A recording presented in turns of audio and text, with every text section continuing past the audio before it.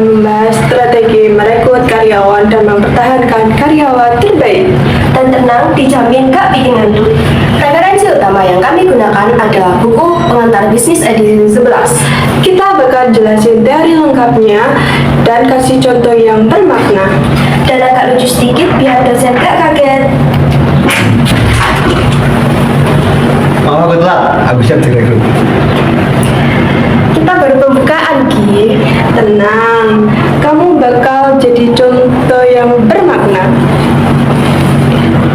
Proses rekrutmen dimulai dari perencanaan apa sih? Proses rekrutmen dimulai dari perencanaan SDM. Kayak kita kalau bikin video, butuh konsep, skrip, dan kesabaran untuk begitu. Aku itu tantangan yang meningkatkan kreativitas tim. Iya, tantangannya besar banget.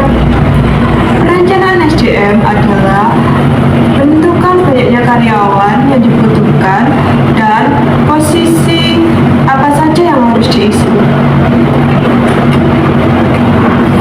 Lalu, yang selanjutnya ada analisis jabatan. Aku bisa naik balon, delegasi, dan itu di mana aja. Itu cocoknya jadi tester kasur, bukan karyawan. Analisis jabatan menghasilkan job description, job specification, jadi perusahaan tahu kualifikasi apa yang dibutuhkan.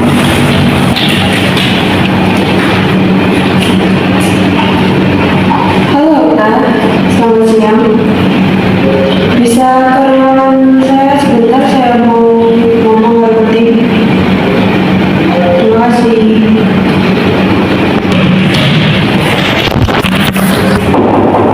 Silakan masuk.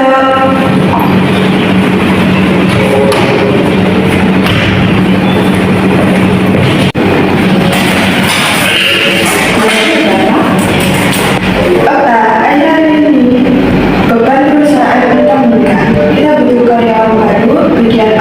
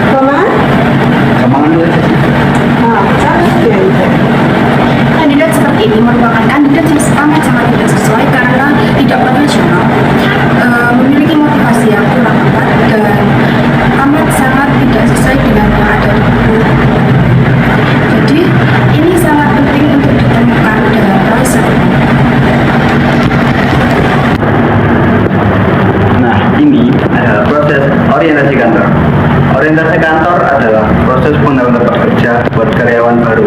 Manfaatnya agar karyawan bisa cepat beradaptasi, mudah bekerja, dan gampang melakukan pekerjaan. Selamat Zaina, kinerja kamu bagus. Perusahaan ingin memberi kesempatan kamu pelatihan dan memberi kesempatan untuk kamu naik posisi. Terima kasih Bu.